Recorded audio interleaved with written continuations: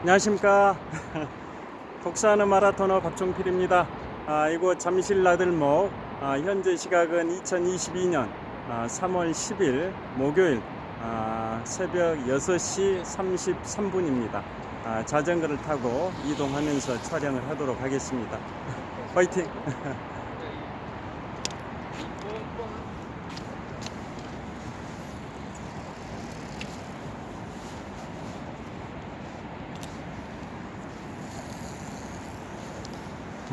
지금은 가로등이 켜져 있는데요.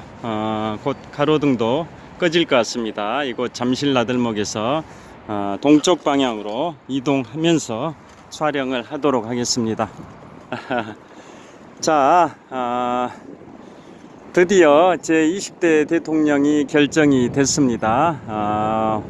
초접전 끝에 국민의힘 윤석열 후보가 득표율이 48.57%, 더불어민주당의 이재명 후보가 47.81%, 한 0.8%포인트 근소한 격차로 표수로는 25만 9천 표 정도 차이로 아주 근소한 초접전, 헌정사상 가장 근소한 표 차이로 윤석열 후보가 당선이 됐다라는 거 다 알고 계실 겁니다. 윤석열 후보가 국민의 분열과 갈등을 통합과 화합으로 이끌어 주시기를 간곡히 부탁드리면서 오늘 유튜브를 촬영하겠습니다. 정말 현재 우리나라가 어려운 시국인데요. 그 어려운 시국에 새로운 대통령이 우리 대한민국의 미래를 활짝 열어주시기를 부탁드리면서, 오늘은 제가 2차 세계대전을 마무리하는 의미도 있고 또 위기의 순간에 탁월한 정치력을 발휘해 가지고 국민을 통합과 화합으로 이끌었던 영국의 총리 윈스턴 처칠과 관련된 말씀을 드리도록 하겠습니다. 2차 세계대전을 승리로 이끌었던 2차 세계대전을 승리로 이끌었던 영국의 총리 윈스턴 처칠과 미국의 대통령 프랭클린 루즈벨트 대통령과 관련된 말씀을 드리도록 하겠습니다. 자, 먼저 그 프랭클린 루즈벨트 미국 대통령과 관련된 말씀은 어떤 거냐면, 제가 이제 집필했던 책 내용 중에 제2차 세계대전과 원자폭탄이라는 내용이 있어서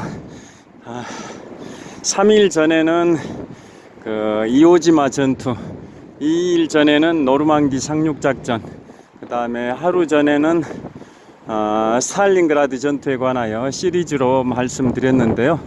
이제 그것의 이제 종결판인 원자폭탄과 관련된 내용이 있기도 합니다.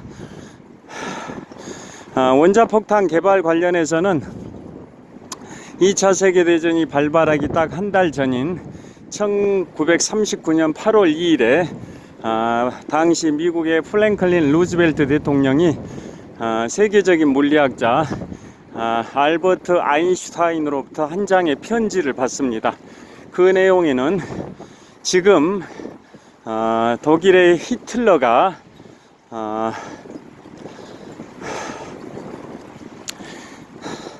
가장 강력하고 가장 강력한 무기를 개발하고 있을 수도 있다라는 내용이 담겨 있습니다. 그러니까 핵무기가 독일의 히틀러에 의해서 개발되고 있을 수도 있다라는 가능성이 담겨 있는 편지를 물리학자 아인슈타인이 당시 미국 대통령 프랭클린 루즈벨트 대통령에게 보냈고, 그것을 받은 루즈벨트 대통령은 이른바 맨해튼 프로젝트라는 원자폭탄 개발 프로젝트를 가동을 하게 됩니다.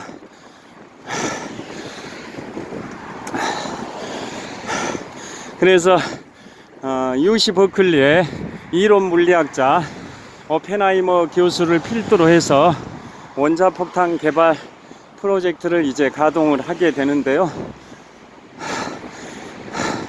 2차 세계대전이 진행되는 내내 이제 그게 진행이 되고, 드디어 실질적으로 개발에 착수한 것은 1941년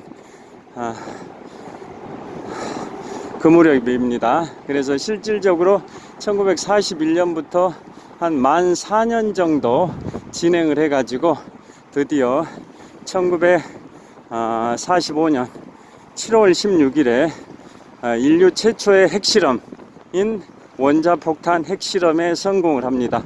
그게 바로 1945년 7월 16일에 미국의 뉴멕시코주에서 있었던 인류 최초의 핵실험인 원자폭탄 핵실험에 성공을 하게 됩니다.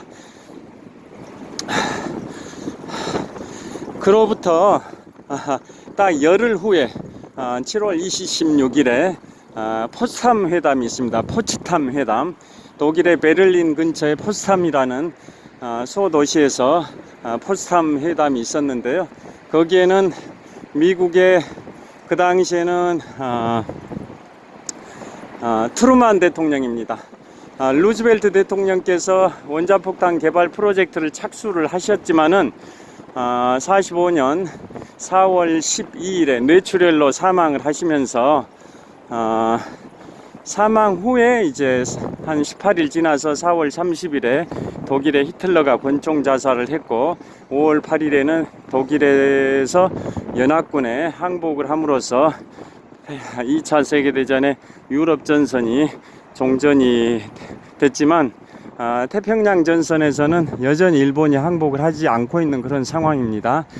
그런 상황에서 7월 16일에 원자폭탄 핵실험에 성공을 하게 되고, 그로부터 열흘 후인 7월 26일에 포츠담 선언이 있었습니다. 그래서 포츠담 선언에는 미국 대통령이 이제 트루만 대통령이 됩니다. 루즈벨트 대통령 당시에 부통령으로서 대통령직을 승계한 트루만 대통령과, 그 다음에 영국의 총리는 그 당시에 그날 아침까지는 윈스턴 처칠이었습니다. 윈스턴 처칠이었는데 그 포츠담 회담 현장에서 총리가 이제 바뀌게 됩니다. 윈스턴 처칠이 보수당 소속이었는데요. 선거에서 총선에서 이제 패배하면서 노동당의 클리멘트 리처드 애틀리 총리로 바뀌게 됩니다. 그러니까 윈스턴 처칠 수상께서는 기념사진만 촬영 끝내고 바로 영국으로 복귀하고, 새로 총리로 선임된 노동당의 애틀리 총리가 포츠담 선언에 서명을 하게 되는데요. 그래서 결국 그 포츠담 선언은 미국의 트루만 대통령, 영국의 애틀리 총리, 그 다음에 중국의 장제스 총통입니다. 중화민국의 장제스 총통. 이 세 사람이 포츠담 선언에 서명을 하게 되는데, 서명 내용은 일본한테 무조건 항복을 권고하는 겁니다. 만약에 무조건 항복을 하지 않았을 시에는 즉각적인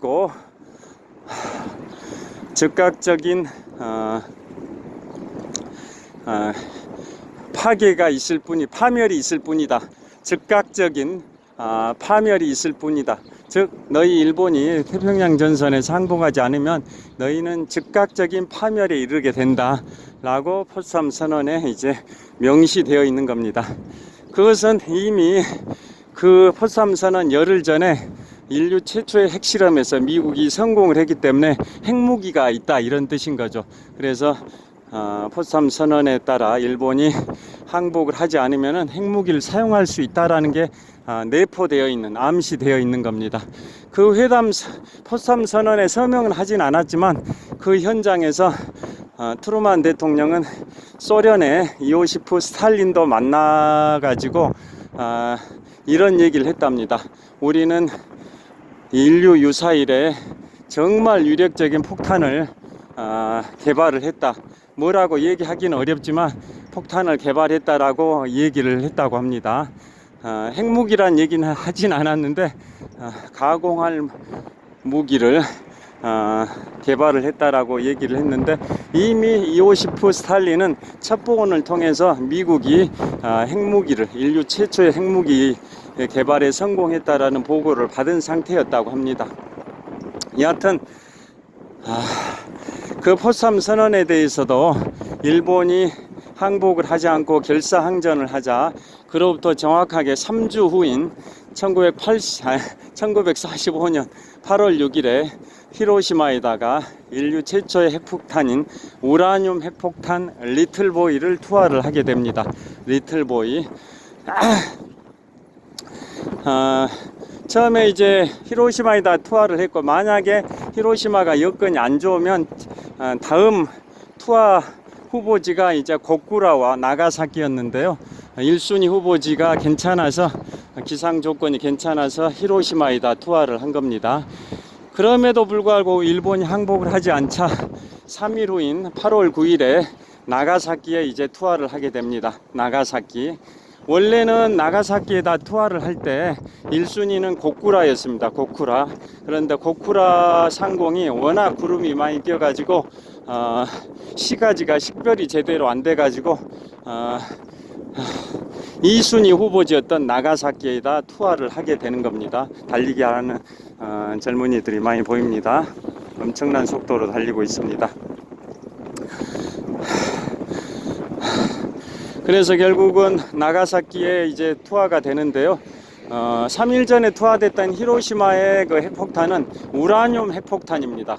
우라늄 원자폭탄인 리틀보이였는데, 그에 반해서 8월 9일에 나가사키에 투하됐던 핵폭탄은 플루토늄 핵폭탄입니다. 우라늄보다 위력이 더 강한 플루토늄 핵폭탄 펜맨입니다. 펜맨을 투하했고, 더 이상 이제 일본은 이제 항전의 의지가 꺾인 거죠. 원자폭탄을 두 발을 맞으니까. 그래서 8월 15일에 항복을 해서 우리 대한민국 등이 해방을 맞이하게 됐는데요. 미국은 만약에 나가사키에 두 번째로 투하된 플루토늄 핵폭탄에도 불구하고 일본이 항복하지 않으면 또 투하를 8월 19일에 하기 위해서 플루토늄 핵폭탄 펜맨을 두 발을 이미 조립을 완료한 상태였었습니다. 그런데 일본이 8월 15일에 항복하니까 그것을 사용할 일은 없었습니다.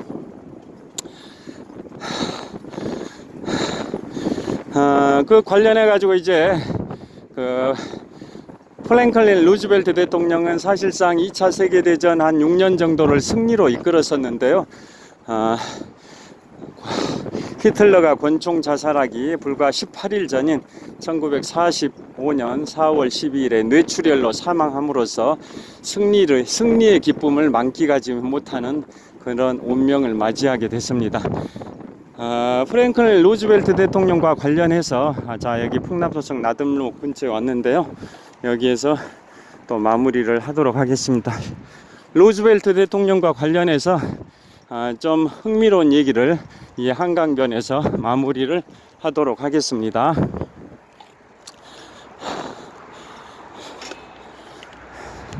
자, 풍납토성 나들목 근처에서 올림픽대교를 촬영을 하고 있습니다. 올림픽대교.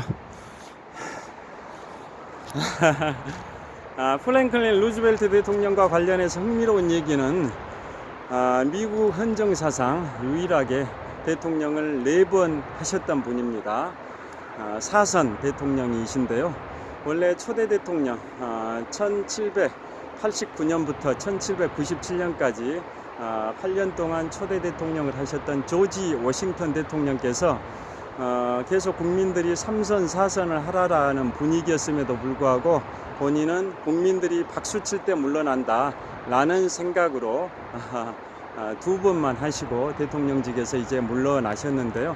그게 미국의 관행이 돼가지고 헌정 질서의 관행이 돼가지고 그 이후에는 대통령을 2번만 했었습니다. 2번까지만 했었습니다. 그런데 프랭클린 루즈벨트 대통령이 그 관행을 깨고 대통령을 이제 4번 한 거죠.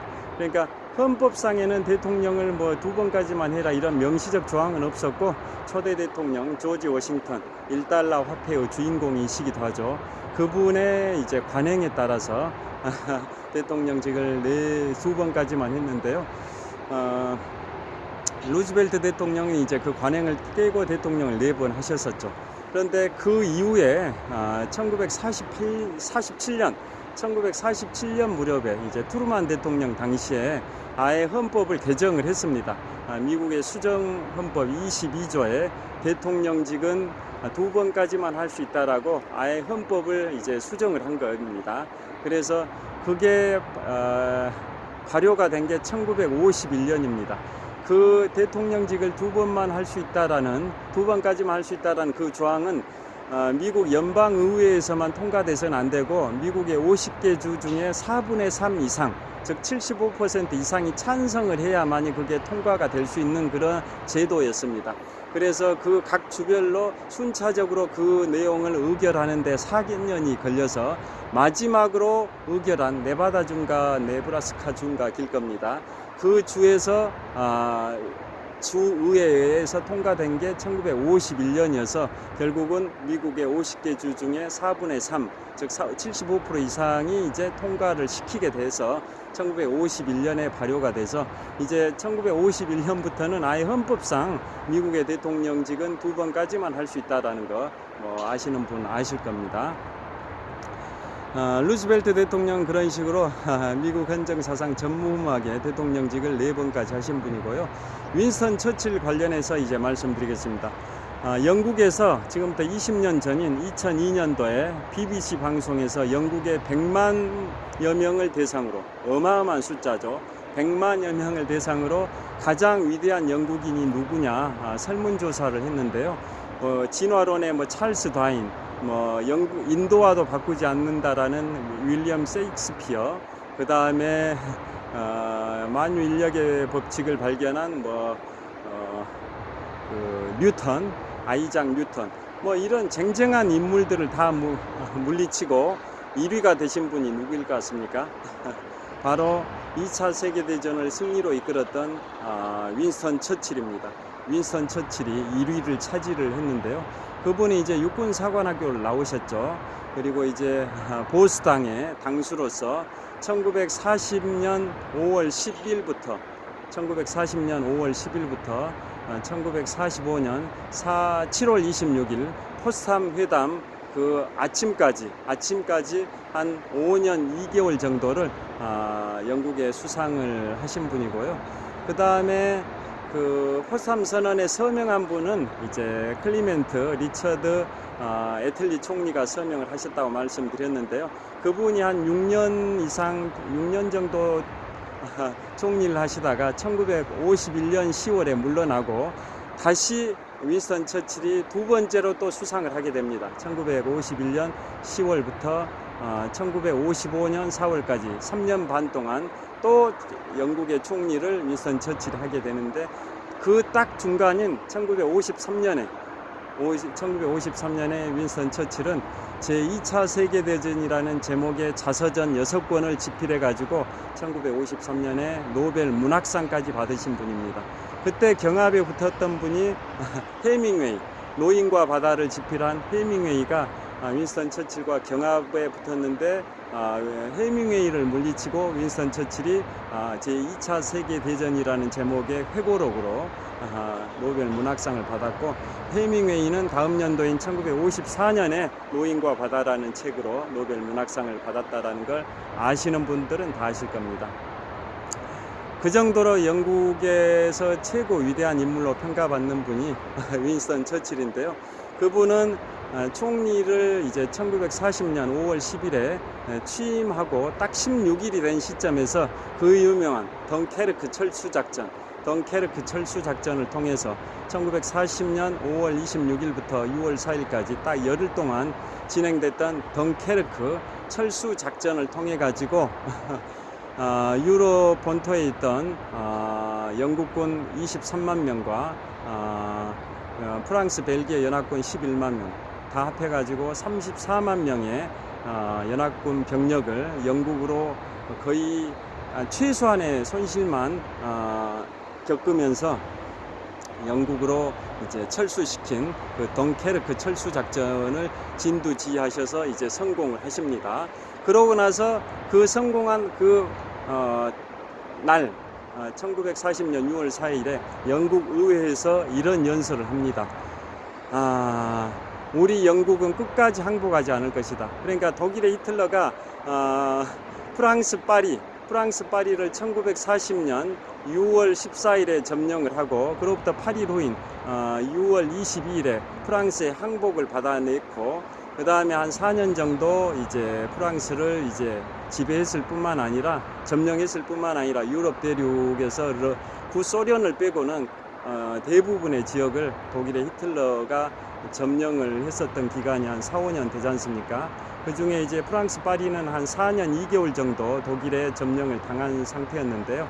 1944년 6월 6일 노르망디 상륙 작전이 성공이 됐고 그로부터 80일 후인 1944년 8월 25일에 프랑스 파리를 4년 2개월 만에 독일의 히틀러의 군합발 아래 점령됐던 파리를 4년 2개월 만에 탈환을 하게 되는 뭐 그런 히스토리 다 알고 계시지 않습니까? 여하튼 그 1940년 6월 4일 덩케르크 작전이 성공적으로 완료된 직후에 영국의 윈스턴 처칠은 의회에서 이런 연설을 합니다. 우리 영국은 끝까지 항복하지 않을 것이다. 유럽 대륙은 소련을 제외하고는 다 히틀러에 의해서 점령이 됐었는데 영국은 점령이 안 되고 있었지 않습니까? 그것의 저변에는 영국의 위대한 지도자 윈스턴 처칠이 있었기 때문에 가능하다라는 거 다 아실 거지 않습니까? 그래서 이 윈스턴 처칠은 라디오 방송을 통해서 엄청나게 국민들한테 사기를 앙양하는, 진작시키는 힘을 내게 만드는 그런 명연설을 굉장히 잘해서 국민들의 공감을 많이 받았다라고 합니다. 군대에 있어서 가장 중요한 게 군기도 중요하지만 사기도 중요하지 않습니까? 민간인도 마찬가지지 않습니까? 전시 상황에서 국민들이 자포자기하는 그러한 마음이 생길 수도 있는데 윈스턴 처칠의 명연설에 의해서 국민들의 사기가 진작이 됐었던 거죠. 그래서 덩케르크 철수 작전이 끝났던 그 날, 즉 1940년 6월 4일에 윈스턴 처칠이 의회에서 이런 연설을 합니다. 우리 영국은 독일을 상대로 끝까지 항복하지 않고 투쟁할 것이다. 우리는 해안에서, 육지에서, 들판에서, 언덕에서, 거리에서 끝까지 싸울 것이다.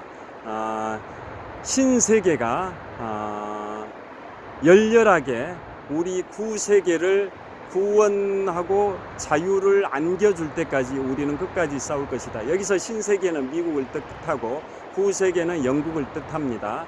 그러니까 신세계인 미국이 영국을 지원할 때까지 우리는 끝까지 항복하지 않고 싸울 것이다. 뭐 이런 취지였던 거죠.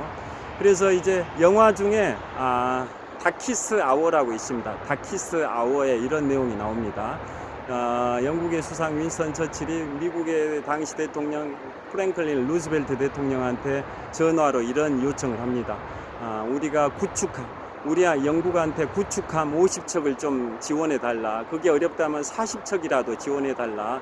라고 하니까 미국의 프랭클린 루즈벨트 대통령이 우리 미국은 중립법 때문에 그러기 지원할 수가 없다. 너희 영국이 구매한 전투기도 캐나다와 미국 국경에 놔둘 테니까 말을 가지고 와서 끌어가라 라고 얘기할 정도로 미국은 중립법이 있다 보니까 2차 세계대전에 개입을 못했었던 상황인 거죠. 그러니까 미국이 1차 세계대전에서 개입해 가지고 많은 피해를 보다 보니까 미국에서는 중립법을 만들어 가지고 전쟁에 함부로 개입하지 마라 뭐 그런 법을 만들었던 거죠. 그래서 루즈벨트 대통령도 2차 세계대전에 개입을 못하고 있는 상황이었는데 1941년 12월 7일에 일본이 미국의 하와이 진주만을 폭격을 하니까 드디어 2차 세계대전에 개입할 수밖에 없는, 합법적으로 개입할 수밖에 없는 상황이 돼서 미국이 2차 세계대전에 이제 개입이 됐었다라는 거 다 아실 겁니다. 그 정도로 윈스턴 처칠은 이제 위대한 인물로 평가를 받고 있습니다. 노벨 문학상까지 받을 정도로 위대한 인물인데요. 우리 이제 오늘 1922년